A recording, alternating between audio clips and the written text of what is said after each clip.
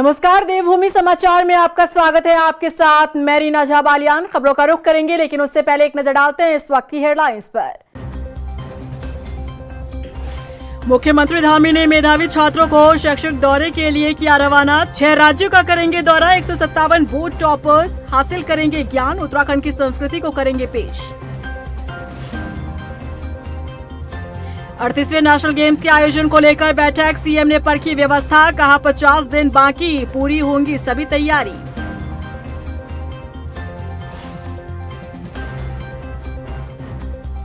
उत्तराखंड में साल भर होगी चारधाम यात्रा। शीतकालीन यात्रा के लिए देवभूमि आएंगे श्रद्धालु। यात्रा के जरिए आजीविका बढ़ाना सरकार का मकसद।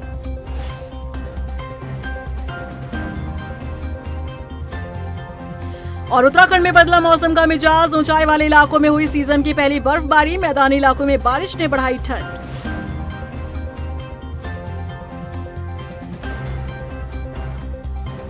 चलिए बुलेटिन की शुरुआत कर लेते हैं। सोमवार को राजधानी देहरादून में मुख्यमंत्री पुष्कर सिंह धामी ने शिक्षा निदेशालय से 157 बोर्ड टॉपर्स को 6 राज्यों के दौरे के लिए रवाना किया। इस मौके पर मुख्यमंत्री धामी ने कहा कि इस तरह के शैक्षणिक दौरे से छात्रों को काफी कुछ सीखने के लिए मिलता है। उन्होंने कहा कि जो अनुभव शैक्षणिक दौरे में मिलेंगे, उनसे छात्र अपने जीवन में आगे बढ़ाने के लिए प्रेरित होंगे। बता दें कि शिक्षा विभाग की इस पहल का केंद्र ने भी स्वागत किया। हमारे राज्य के सभी ब्लॉकों से जो मेधावी छात्र और छात्राएं हैं, उनको शैक्षिक भ्रमण कार्यक्रम में हमने पहले घोषणा करी थी कि जो भी मेधावी छात्र छात्राएं होंगे, हर ब्लॉक से एक छात्र एक छात्रा उनको शैक्षिक भ्रमण पर भेजेंगे। और आज ये दल पहली बार यहाँ से शैक्षिक भ्रमण के लिए जा रहा है। निश्चित रूप से हमारे इन सभी छात्र छात्राओं का एक व्यवहारिक ज्ञान बढ़ेगा, इनके व्यक्तित्व का विकास होगा। अन्य ऐतिहासिक और गौरवशाली जो स्थान है हमारे देश के अंदर, उन सभी को देखने को मिलेगा और वहाँ की संस्कृति, वहाँ की बोली भाषा सभी से परिचित होने का और उनके व्यक्तित्व का विकास का एक सुनहरा अवसर होगा। देखिए, देश का पहला राज्य उत्तराखंड है जिसमें कि अपने जितने टॉपर बच्चे हमारे, हर ब्लॉक के 2-2 बच्चे हम पूरे शैक्षिक भ्रमण जो है पूरे देश का कराने जा रहे हैं। और ये हमने अपने मुख्यमंत्री धामी जी के उस पर लॉन्च कर रहे हैं कि मुख्यमंत्री भारत दर्शन योजना के तहत हम लोग भेज रहे हैं। और मैं कह सकता हूं कि अभी मैं सारे बच्चों के साथ मैंने गेट टुगेदर कार्यक्रम किया था। बहुत खुश हैं बच्चे कि मंत्री जी हम पहली बार जो है IIT देख के आएंगे, NIT देख के आएंगे, केंद्रीय विश्वविद्यालय में जाएंगे, वहाँ के महामहिम राज्यपालों से उनकी भेंट होगी, शिक्षा मंत्रियों के साथ भेंटें होगी। तो एक अच्छा एक्सपोजर हमारे बच्चों को मिल जाएगा। उत्तराखंड में होने वाले 38वें राष्ट्रीय खेलों के आयोजन को लेकर मुख्यमंत्री पुष्कर सिंह धामी ने राजीव गांधी अंतर्राष्ट्रीय क्रिकेट स्टेडियम में बैठक की, जिसमें नेशनल गेम्स को लेकर तैयारियों को परखा गया। इस मौके पर मुख्यमंत्री धामी ने कहा कि राष्ट्रीय खेलों के आयोजन को लेकर अभी तैयारी के लिए 50 दिन बाकी है। उन्होंने कहा कि बचे हुए समय पर सभी तैयारियों को पूरा कर लिया जाएगा। बता दें कि प्रदेश में 28 जनवरी 2025 से 14 फरवरी तक नेशनल गेम्स का आयोजन होना है। 38वें राष्ट्रीय खेलों के लिए हम 15 दिसंबर को लोगो, एंथम, मैस्कट, टार्च और जर्सी लॉन्च करेंगे। और उसके अतिरिक्त 4 डेमोन्स्ट्रेशन खेल, योगा, मलखम, क्राफ्टिंग और कलेरपट्टू। तो अभी तक जो डेट है इसकी 28 जनवरी से लेकर 14 फरवरी 2025 घोषित की गई है। राष्ट्रीय खेलों के सफल आयोजन के लिए भारतीय ओलंपिक संघ के द्वारा भी जो है इसका जो GTCC games technical conduct committee का गठन सुश्री सुनैना कुमारी की अध्यक्षता में किया गया है। चारधाम यात्रा करने वाले लोगों के लिए अच्छी खबर है। अब आप सिर्फ 6 महीने ही नहीं बल्कि 12 महीने यानी पूरे साल भर चारधाम यात्रा कर सकते हैं। ग्रीष्मकालीन के बाद अब शीतकालीन यात्रा भी आप कर पाएंगे। इसकी शुरुआत धामी सरकार ने कर दी है। देखिए रिपोर्ट। श्रद्धालुओं के लिए अच्छी खबर, अब पूरे साल भर होगी चारधाम यात्रा। शीतकालीन यात्रा की हुई शुरुआत। अगर आप चारधाम यात्रा पर जाने के इच्छुक हैं, तो आपके लिए यकीनन ये अच्छी खबर है। अब आप सिर्फ 6 महीने ही नहीं बल्कि पूरे साल भर चारधाम यात्रा कर सकते हैं। उत्तराखंड की धामी सरकार ने इसकी शुरुआत कर दी है। मुख्यमंत्री पुष्कर सिंह धामी ने बाबा केदार के शीतकालीन प्रवास स्थल और पंच केदारों के गद्दी स्थल ओमकारेश्वर मंदिर ऊखीमठ से चारों धामों की शीतकालीन यात्रा का शुभारंभ किया। इस मौके पर सीएम धामी ने कहा कि ग्रीष्मकालीन के बाद अब श्रद्धालुओं को शीतकाल में भी चार धामों के दर्शन के सौभाग्य मिलेंगे। इससे यात्रा से जुड़े हुए सभी व्यवसायियों को भी रोजगार के अवसर मिलेंगे। कपाट खुलने पर चार धाम यात्रा होती है, उसी तरह से अब 12 महीने हमारी ये यात्रा भी चले और 12 के 12 महीने लगातार लोगों का आना हो यहाँ पर। उनके निमित्त सभी व्यवस्थाओं को भी सुनिश्चित किया जा रहा है और सभी को निर्देश भी दे दिए गए हैं। एक तरह से उसका प्रारंभ हो गया है। भगवान से प्रार्थना है कि भगवान इस यात्रा को अब अनवरत रूप से जारी रखें, अनवरत रूप से ये चलती रहे, ऐसा उनका आशीर्वाद हम सबको प्राप्त हो। निश्चित रूप से आने वाले समय में ये यात्रा एक गेम चेंजर साबित होगी। धामी सरकार द्वारा 12 महीने के लिए शुरू की गई चारधाम यात्रा को लेकर मुख्य विपक्षी दल कांग्रेस ने तंज कसा है। कांग्रेस का कहना है कि महज सुर्खियां बटोरने के लिए इस तरह के कदम उठाए जा रहे हैं। सरकार को पहले व्यवस्था में सुधार करने की जरूरत है। अरे साहब, शीतकालीन करो, ग्रीष्मकालीन करो, हाथ जोड़ करके निवेदन है कि यात्रा की तैयारी करो। पहले केवल अखबार में फोटो छपाने के लिए, समाचार के लिए शीतकालीन शुरू कर दी, अब ग्रीष्मकालीन शुरू कर दी। कितने लोगों की मौत हुई पिछली बार, कितना बुरा हाल हुआ पूरी चार धाम यात्रा में, आपको मालूम है। आपदा से निपट नहीं पाए। चार धाम यात्रा जो पैदल यात्रा थी हमारे केदारनाथ जी की, वो सामान्य नहीं हो पाई। ये सारे विषय हैं। शीतकालीन यात्रा बहुत अच्छा है, कांग्रेस की सरकार का ये आइडिया था, हमने शुरू करी थी, इसको बीजेपी को आगे बढ़ाना चाहिए। बता दें कि शीतकाल में उत्तरकाशी के खरसाली गांव खुशीमठ में मां यमुना की पूजा होती है, जबकि उत्तरकाशी जिले में ही भागीरथी नदी के किनारे बसे मुखबा गांव मुखीमठ में मां गंगा की पूजा अर्चना की जाती है। इसी तरह रुद्रप्रयाग जिले के ऊखीमठ स्थित ओमकारेश्वर मंदिर में बाबा केदार की शीतकालीन पूजा होती है। वहीं चमोली के ज्योतिर्मठ के नृसिंह मंदिर में आदि गुरु शंकराचार्य की गद्दी की पूजा होती है। तो वहीं उद्धव एवं कुबेर जी की पांडुकेश्वर में पूजा होती है। अब पूरे साल भर चार धाम यात्रा चलेगी। धामी सरकार के इस कदम की हर तरफ सराहना की जा रही है। इसी के साथ साथ माना जा रहा है कि 6 महीने ही जो अधिकारी व्यवस्था करते थे यात्रा को लेकर, अब पूरे साल भर व्यवस्था करने के लिए अधिकारी और ज्यादा एक्टिव रहेंगे, तो व्यवस्था में और सुधार होगा। उधर कांग्रेस प्रदेश अध्यक्ष करण माहरा 2 दिवसीय दिल्ली दौरे पर हैं। इस दौरान माहरा पार्टी के वरिष्ठ नेताओं से मुलाकात करेंगे। वहीं इस दौरे को लेकर कांग्रेस प्रदेश उपाध्यक्ष मथुरादास जोशी ने कहा कि राजनीतिक मुद्दों और हालातों पर चर्चा होगी। प्रदेश प्रभारी और सह प्रभारी से भी मुलाकात वो करेंगे।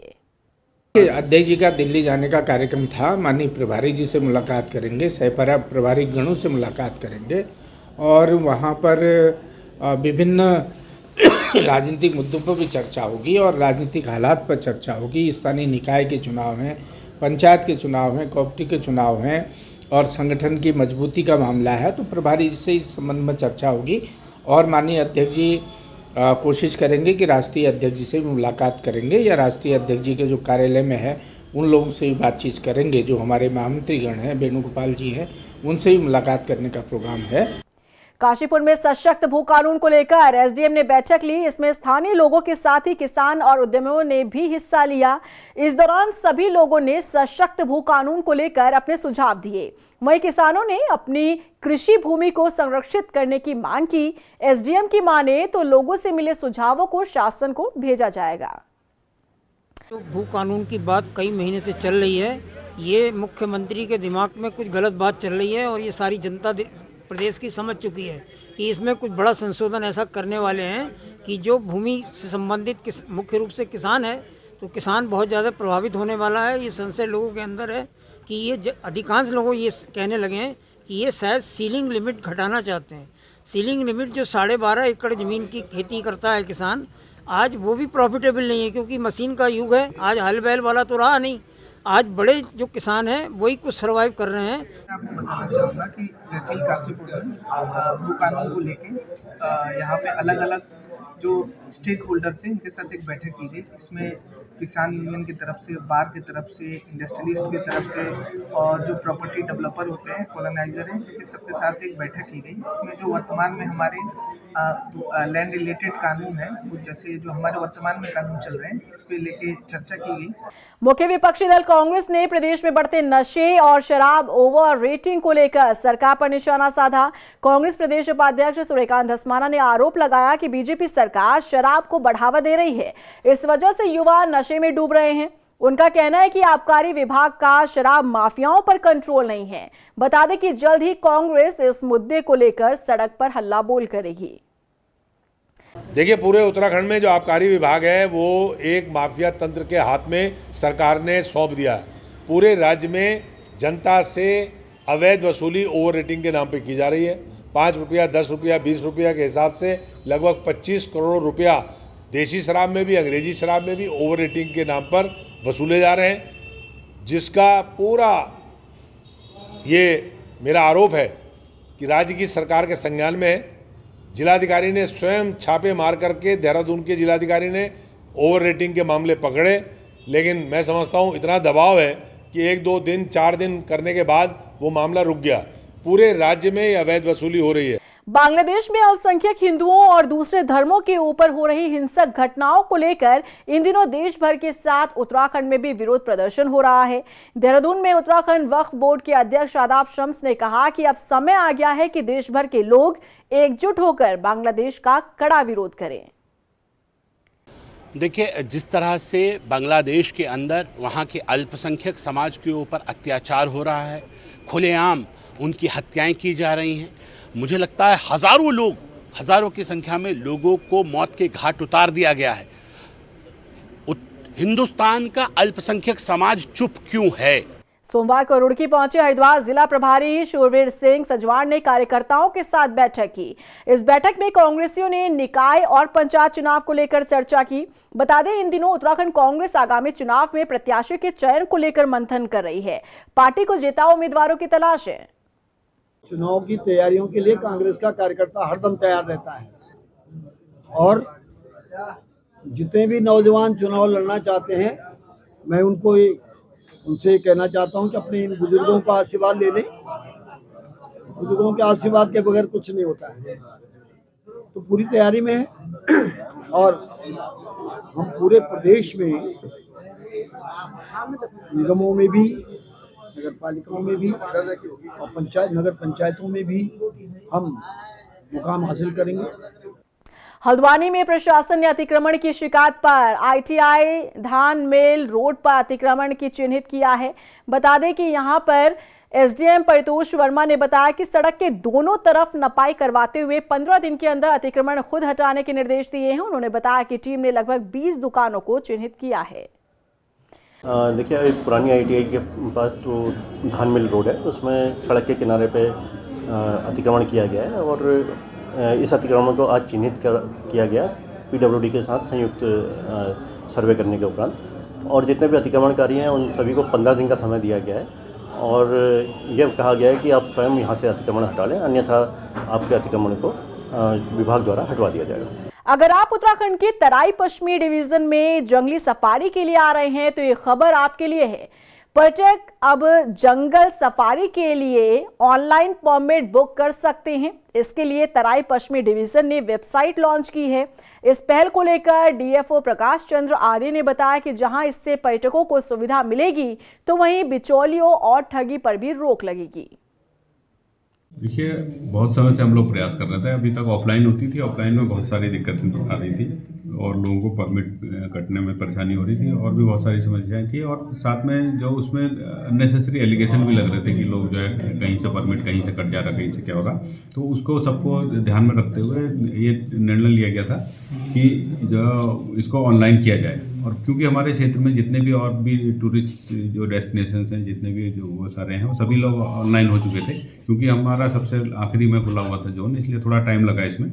और आज हमारा ये फाटो इको टूरिज्म जोन, हाथीडगर जोन, सारा को हमने ऑनलाइन कर दिया। उधर रुड़की के कृष्णा नगर में स्थानीय लोगों ने सड़क निर्माण को लेकर प्रदर्शन किया। स्थानीय लोग पिछले 20 सालों से सड़क निर्माण की मांग कर रहे हैं। हालांकि अब नाराज लोगों ने रोड नहीं तो वोट नहीं का नारा देते हुए निकाय चुनाव के बहिष्कार का ऐलान किया है। यहाँ पिछले 15 साल से जल भराव की समस्या चल रही पूरे कृष्णा नगर में, लेकिन इन लोगों के द्वारा 15 साल में इतना प्रयास किया जा चुका, कभी मुख्यमंत्री पोर्टल तक चले गए, कभी कहीं चले गए।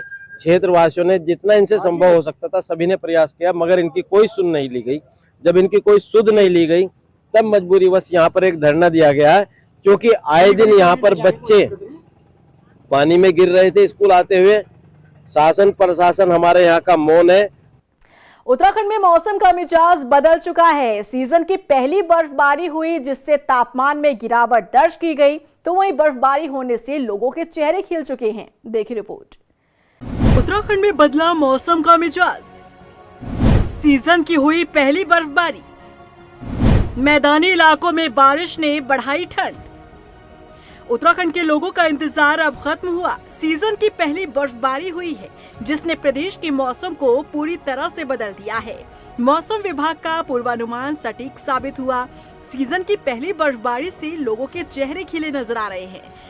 दूर दूर तक जहां आप नजर घुमाएंगे, बर्फ की सफेद चादर ओढ़े ये घर और पहाड़ आपको नजर आ जाएंगे। अचानक बदले मौसम के मिजाज के साथ ही चारों धामों सहित हर्षिल घाटी में सीजन की पहली बर्फबारी हुई। वहीं निचले इलाकों की बात करें तो बारिश होने से तापमान में गिरावट दर्ज की गई है। चक्राता में भी सीजन की पहली बर्फबारी हुई। इस साल बारिश और बर्फबारी का बेसब्री से लोग इंतजार कर रहे थे।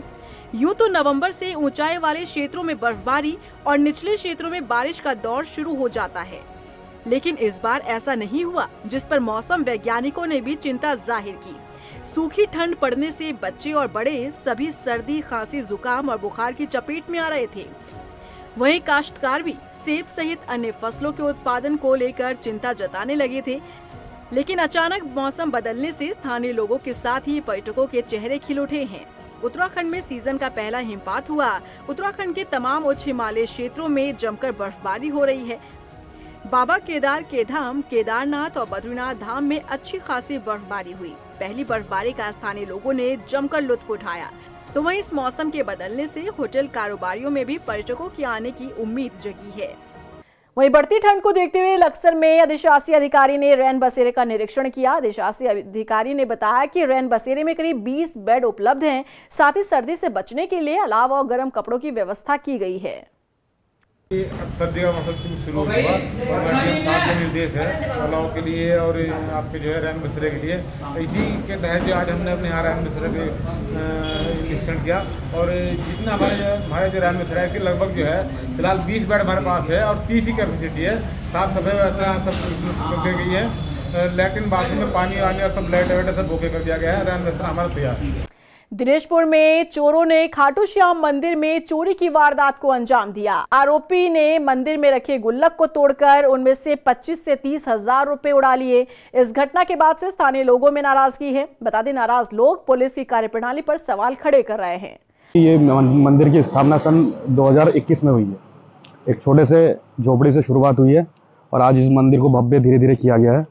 और बड़े दुख के साथ सारे श्याम प्रेमियों को बोलते हुए दुख हो रहा है कि कल विकट रात 1 से 1:30 बजे के करीब मंदिर के चैनल के ऊपर से कुछ चोरों ने घुस के मंदिर के दान पात्र को तोड़कर लमसम 25 से 30 हजार रुपये की उसके अंदर नकदी थी जो कि चोरी की गई है और पीतल के सामग्री वगैरह 4-5 हजार रुपये की सामग्री वहाँ से ले गए।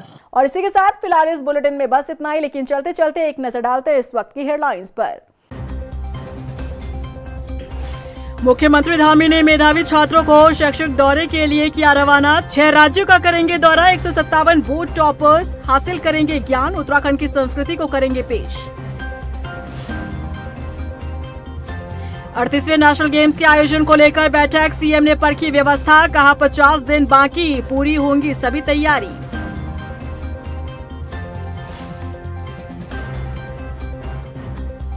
उत्तराखंड में साल भर होगी चारधाम यात्रा। शीतकालीन यात्रा के लिए देवभूमि आएंगे श्रद्धालु। यात्रा के जरिए आजीविका बढ़ाना सरकार का मकसद।